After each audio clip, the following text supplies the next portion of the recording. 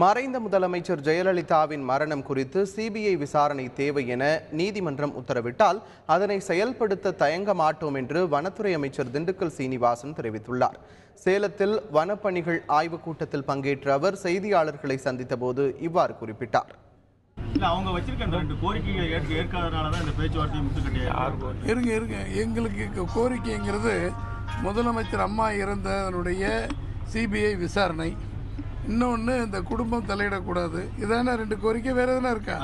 இதை ரொம்ப தெளிவாக சொல்லி அவங்க படங்களை அகற்றணுன்னாங்க, அகற்றியாச்சு. அவங்க சிபிஐ கோரிக்கை அவங்க தான் கேஸுக்கு நீதிமன்றத்துக்கு போயிருக்காங்க.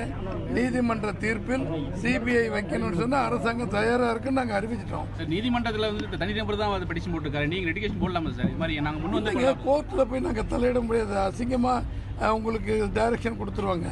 அவங்க கோர்ட்டு அது தனிநபராக இருந்தாலும் யாராக இருந்தாலும் அவங்க கொடுக்குற தீர்ப்பின் அடிப்படையில் நாங்கள் செயல்படுறோம்னு சொல்லியாச்சு. 2 மாதமா 3 மாதம் அவர் தானே முதலமைச்சராக இருந்தார். அவர் யார் தடுத்தாங்க?